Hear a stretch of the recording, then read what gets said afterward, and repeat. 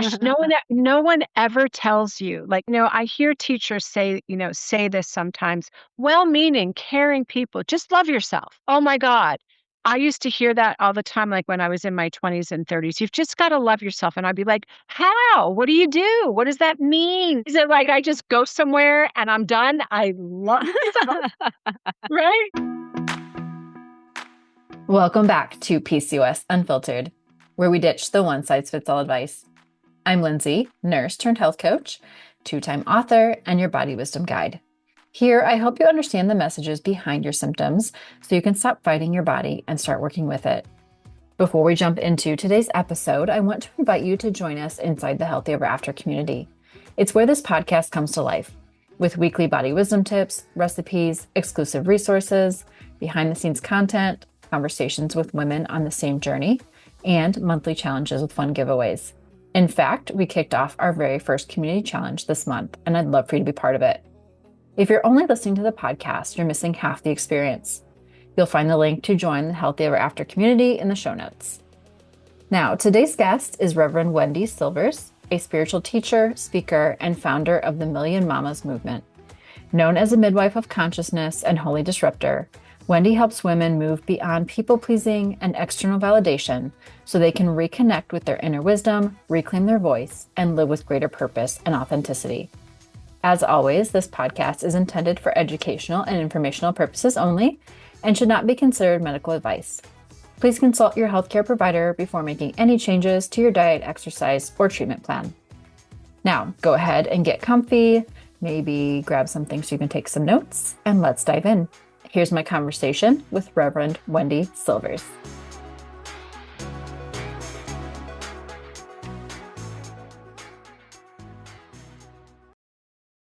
Welcome back to the show, and welcome to Reverend Wendy Silvers. So happy to have you here. Let's get started. So, first question. You've spent 25 years at the intersection of trauma-informed parenting, spiritual therapy, and human potential.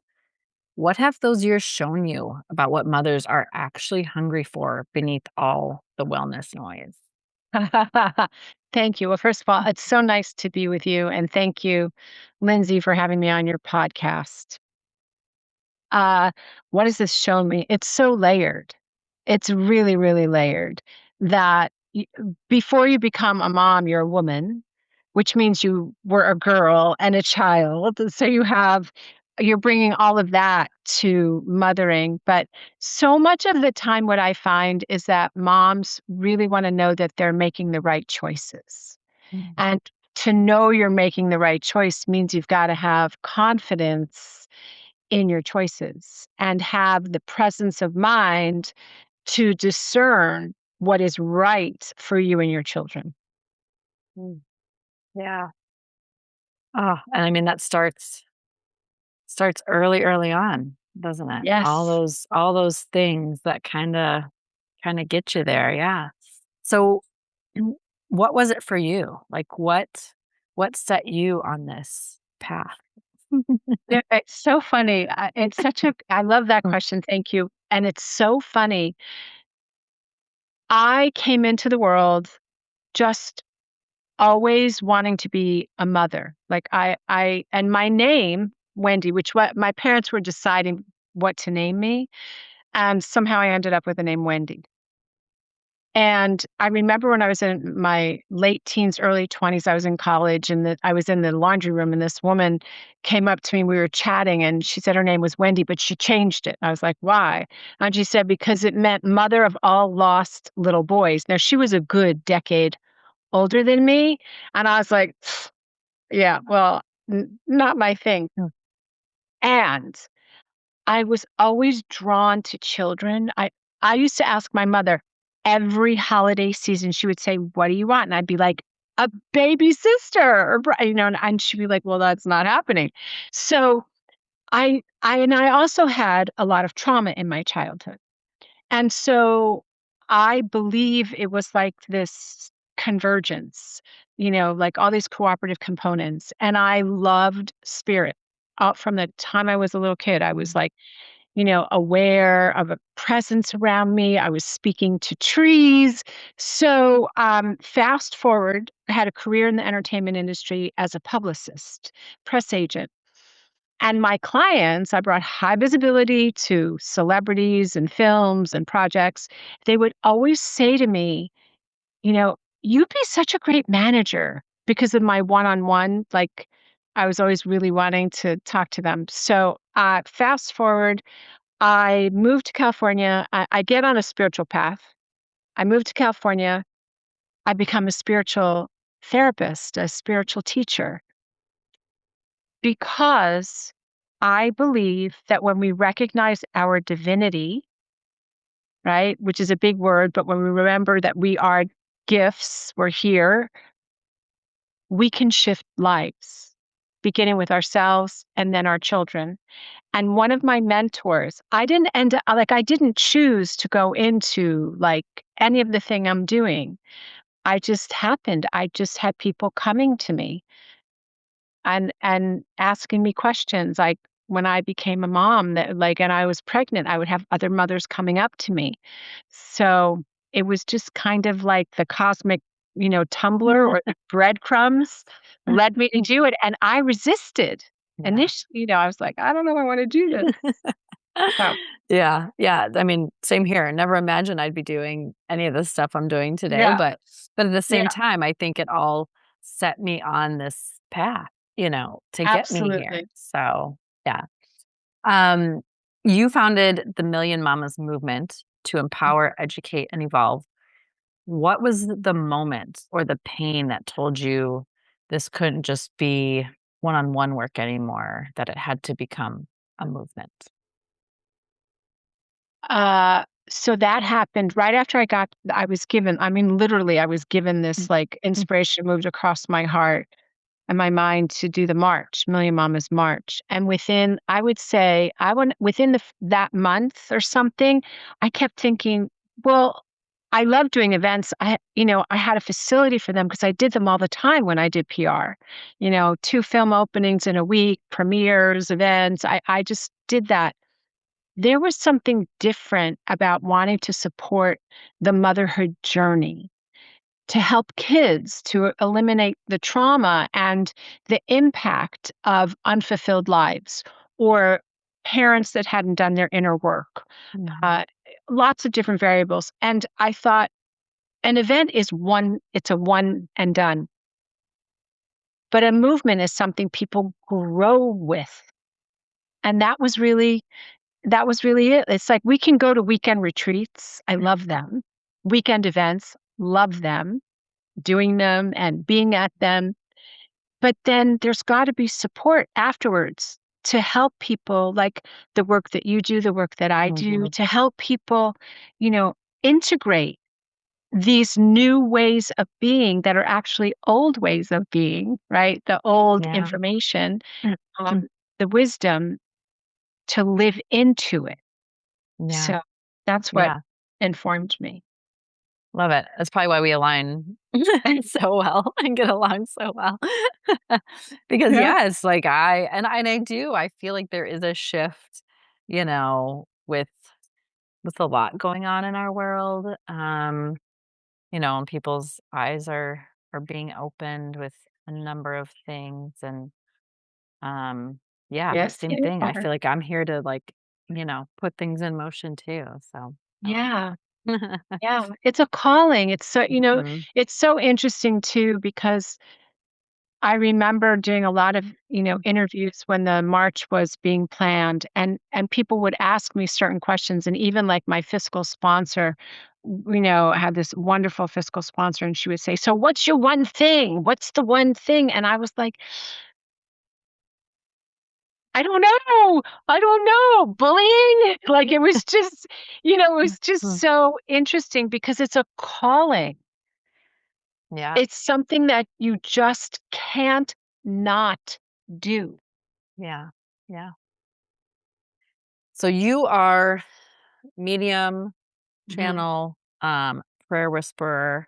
So how does all of that spiritual sight inform the way that you see a mother's relationship with her child? And what are you perceiving that most people simply can't see. Mm.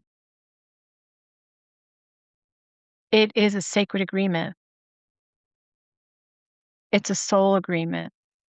In my work, I believe that we are souls, right? Eternal souls, eternal beings that live in this human body suit or body temple that houses our soul, and that we have sacred agreements with the people that are the closest with us, and that we come together by divine appointment, and that we are more than just the appearance.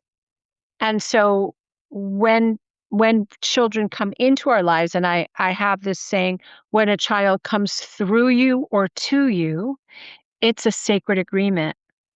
And the more that you can honor the spirit in the child, the soul of the child, as you honor yourself, the more harmony, the more flourishing happens, the more you can have a conversation, a communication, because you're not looking to own the child. You can't own another being, Mhm. but you get to be in relationship with them.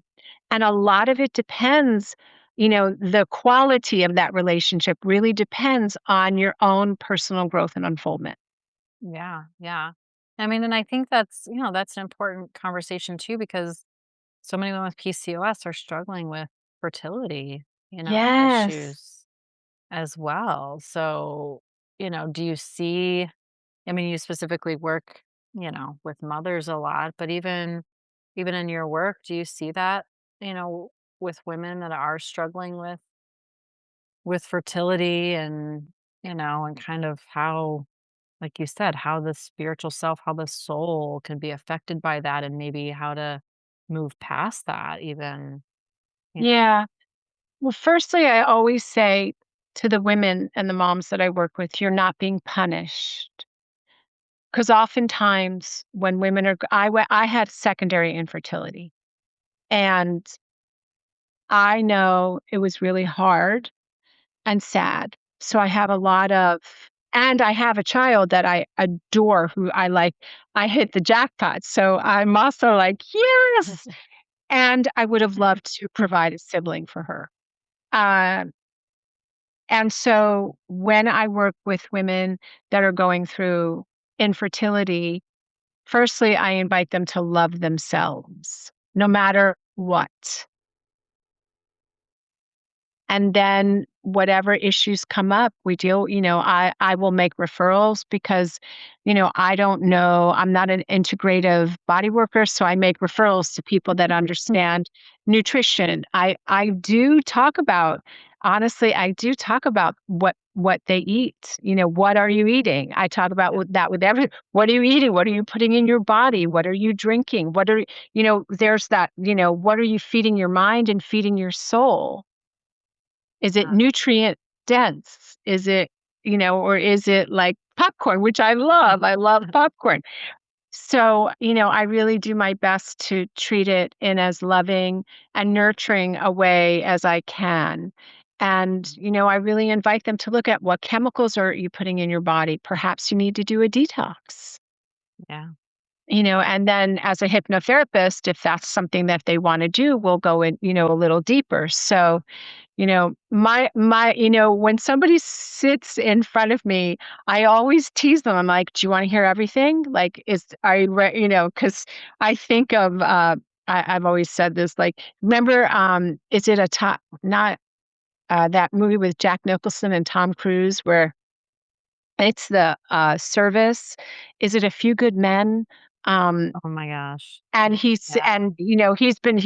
he's needling Jack, he's needling him, finally, in all of his Jack Nicholson, way of being, he hollers out, "You couldn't handle the truth." Oh, yes. Well, I'm Yes. not like that. I'm not like Oh my that at gosh. all. But I have the Mm. same level of, are you willing? Because I really believe it's a response. We, each of us, you know, it's like Mission Impossible. If you accept this mission, chew this up and swallow it. But, each of us come into this world. I believe each and every person has a purpose that's inscribed upon their hearts. And the invitation is to fulfill that. Yeah. Yeah. And that includes our partners, our friends, our children, our animals, the work that we do in the world. So, Mhm. yeah. Yeah. Let's start with loving yourself first. I love that.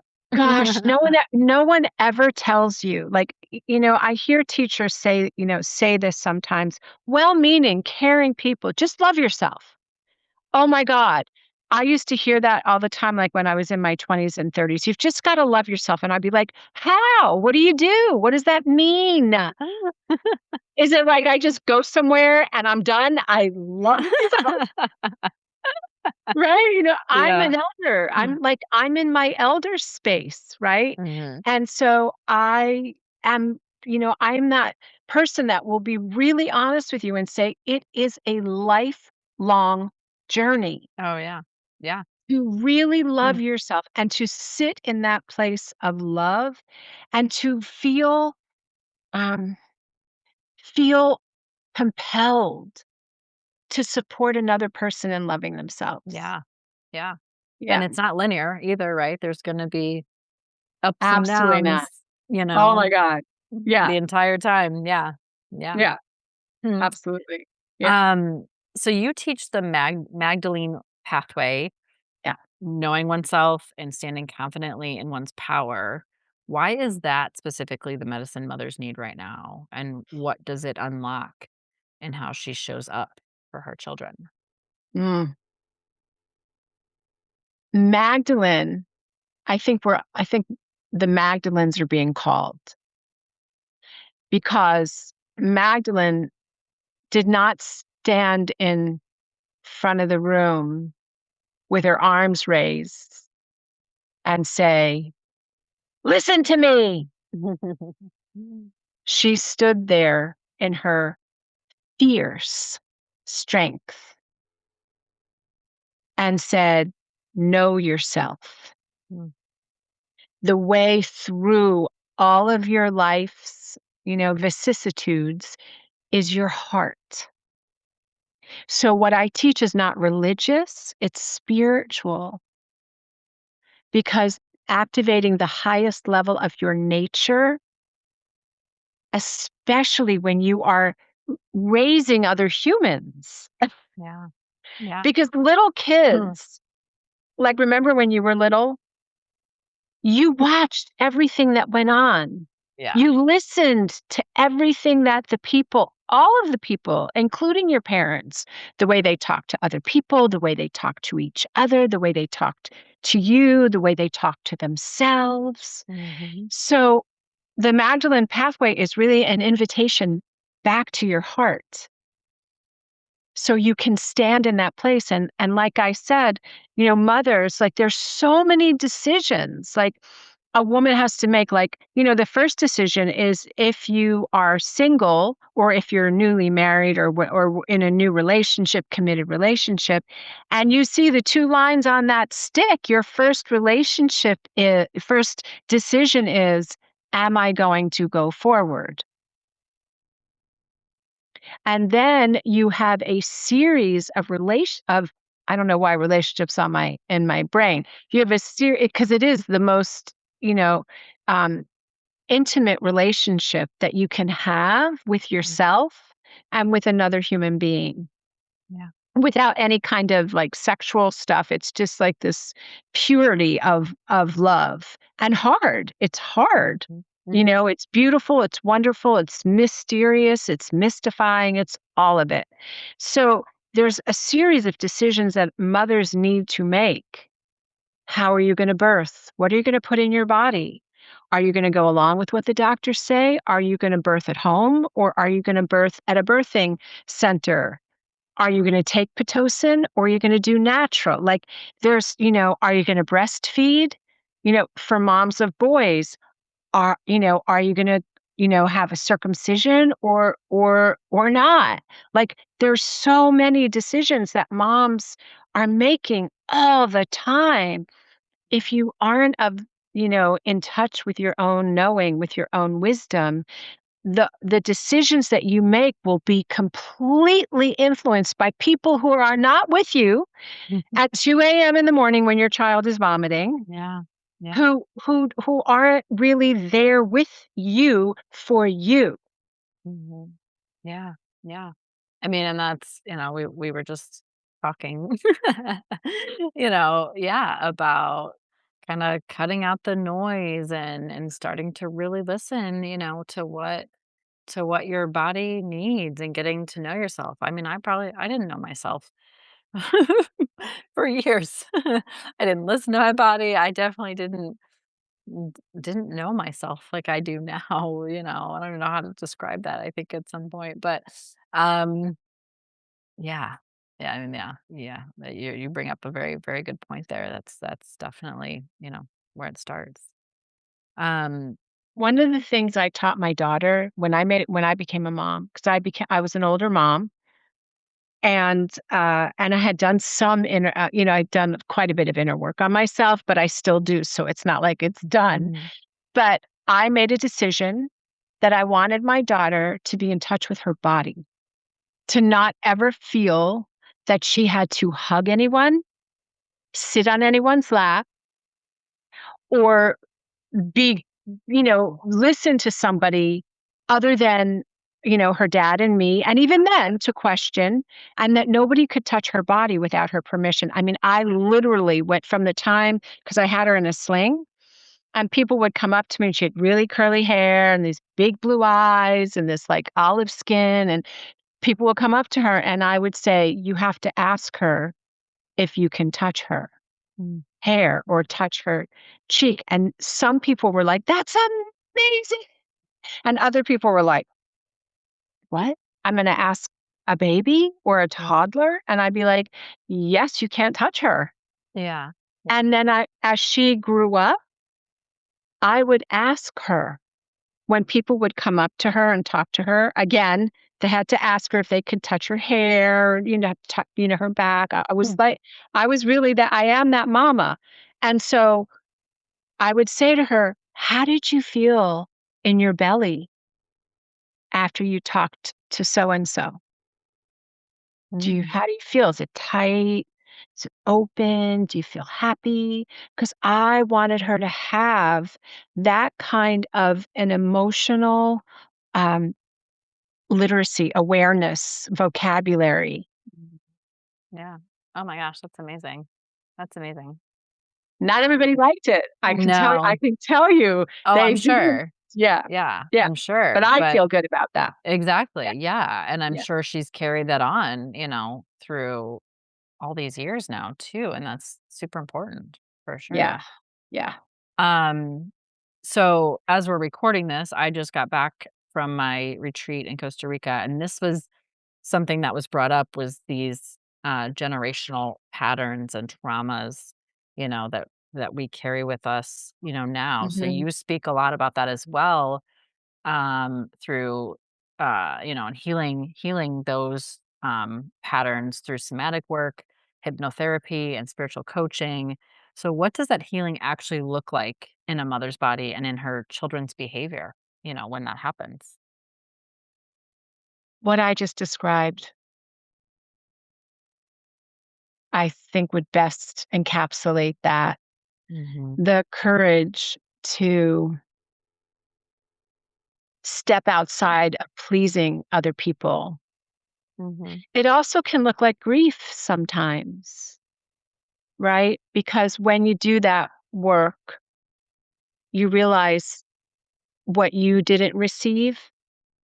I say all the time that the places where you run into power struggles, whether it's in your relationship or when you're a parent and you have that with a child, are the places that you did not receive the nurturing that a child, should receive. And then it gets manifested in a way for you to work it out.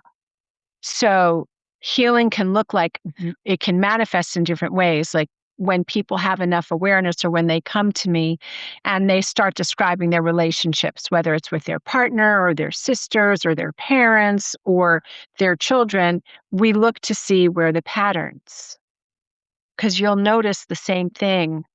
You remember when people used to say you date the same person, they just have a different face and a different name, right? Yes. That's an indication that there might be some healing work. So, it really looks like, it also looks a lot like letting go of needing to be right, needing to be in control, becoming more willing to negotiate, and then also knowing your own limits. Mhm. Right? Because when you grow up in a house and you experience a lot of trauma, it can manifest in a lot of different ways. Some people have, you know, I have hardened their hearts, but they have a lot of armoring, right? No one's going to get to them. They got it. I'm good. Mm. I don't need to talk about that. Others are, it's my way or the highway. You don't like it? No problem. Just, other people don't have any boundaries. They feel guilty if they say no, if they Yeah. act. So working with moms who are raising, their kids, it's really about empowering them to practice. Because if you have a kid who's, let's say, oppositional, what do you have to do? You've got to really stand in your boundaries, or I like to call Mm. them limits. You've got to be really clear. You've got to be very specific in your requests. Yeah. So it looks many different Mm. ways, but mostly really it goes back to the internal stuff. Because people can say a lot of stuff, but if you're holding on to all this trauma that has your nervous system dysregulated, just getting still enough to know what you're feeling Mhm. is a huge accomplishment. Oh, yeah. Yeah. Like I said, lesson learned for me too. But, and I think that's important for any woman too, right? Mother, Yes. Oh, maybe yeah. trying to be a mother, like whoever it is, right? I mean, that's super, super important. Absolutely. Yeah. Yeah, because I work with a number of women that aren't mothers. Mhm. Yeah. So, yeah, I think in our society, one of the other thing, you're not asking me this, but something I was just going to toss in here is I give my clients a challenge to stop saying, I'm sorry. Oh, yes. We talked about that too in the retreat. Oh my gosh. Yeah. It is just, I, Mhm. it's just shocking. Or when somebody's crying, they're having their feelings and Yeah. they say, I'm sorry. And I Mhm. think, no, no, never, ever cry. And and so, yes, I always tell the women I work with, "Stop saying sorry." Yes, I love that. Uh, you are a sacred activist for bodily sovereignty, clean food, air, water, and informed choice. How does that activism connect to conscious motherhood? And maybe why can't we separate a mother's awakening from the world that she's raising her children in? Well, I think that, uh, a woman who is empowered makes different choices for their children. Someone who's educated and empowered makes different choices. A woman who feels, I mean, I've met a lot of moms who did the right thing and their kids were harmed. And so, uh, I really believe going back to there's no greater source than a woman who is empowered and embodied Mhm. for herself and the children in her life. And so I believe it's completely intertwined, right?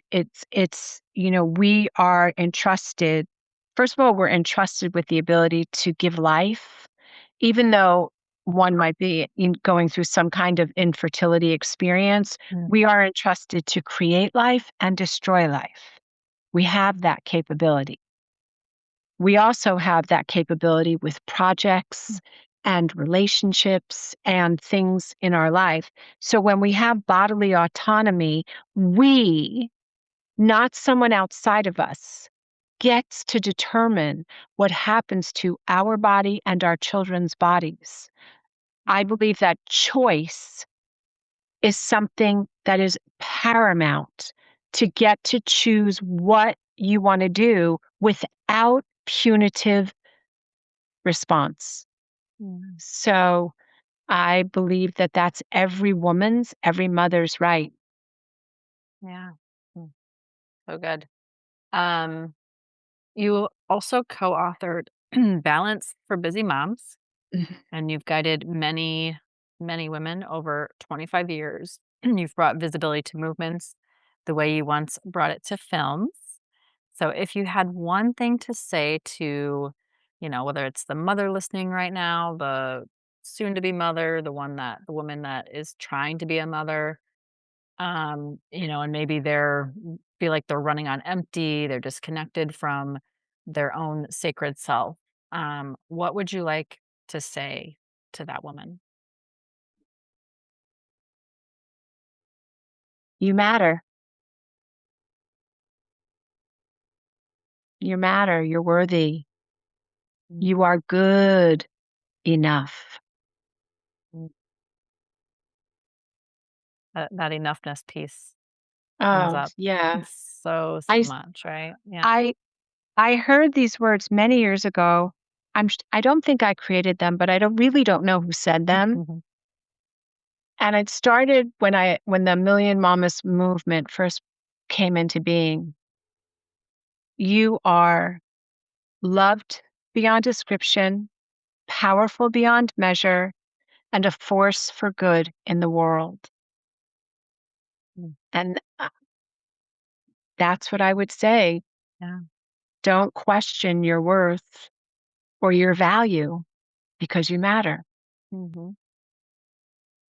Hopefully somebody listening is taking notes because that's the piece I feel like kind of sums it up, and sometimes you might need to write it down, make that your new affirmation, repeat that to yourself, every day. Even I have my clients, because I had a mentor that did this with me, as well. And so I do it with my clients and I tell them whether they write it out on a piece of paper or they can make it pretty and print it out and just says, "You are enough," or, "I am Mm, enough," however you want to say it, and mm. put it on like a mirror, the refrigerator, somewhere where you're gonna see it, Yes. Oh, that's every day. beautiful. Yeah. Yes. Um, Yeah. so, maybe it's not the I am enough affirmation, maybe it's what you just said, and that might be what people need to have in front of them, maybe their screensaver, on their laptop, like, Yes. on their phone, whatever it might be, but I think that's beautiful and powerful and, definitely, I think sums it up. So, um, last question is how can people Oh, connect with you and oh. find you? You have your own podcast as well, but yeah, what's the best way for people to find you? So, they can email hello at Wendy Silvers, Silvers.com with any inquiries. Then go to YouTube and find my YouTube channel, which is Rev Wendy Silvers. I'm on Instagram, Rev Wendy Silvers, I believe. And I have a TikTok channel, but I don't really use it. I need to hire somebody who's like 25 to like Yeah. just handle that. And I have a website, Mm, wendysilvers.com. awesome. And the name of your podcast is? Oh, the name of my podcast is The Awakened Mother with Rev Wendy. Awesome. Love it, love it. Well, thank you so much. Thanks for this Thank you. conversation. I think, mother, like I said, mother, any woman listening, I think, can get a lot out of that. So thank you Yes. for joining Thank me. you. Thank you so much for what you do, and thanks for having me. Such a deep and inspiring conversation with Reverend Wendy. I'll be sure to link everything in the show notes if you'd like to connect with her. And if you're enjoying the podcast, come join us inside the Healthy Ever After app. It's where we continue the conversation with community, recipes, resources, and exclusive content. Plus, you'll currently be receiving my free Summer Sanity Guide just for joining. The link is in the show notes. And if you loved this episode, make sure to subscribe, leave a review, and share it with someone who needs to hear it. Because healing doesn't come from doing more, it comes from understanding better. I'm sending you so much love, and I'll see you on the next episode of PCOS Unfiltered. Nourish, heal, thrive.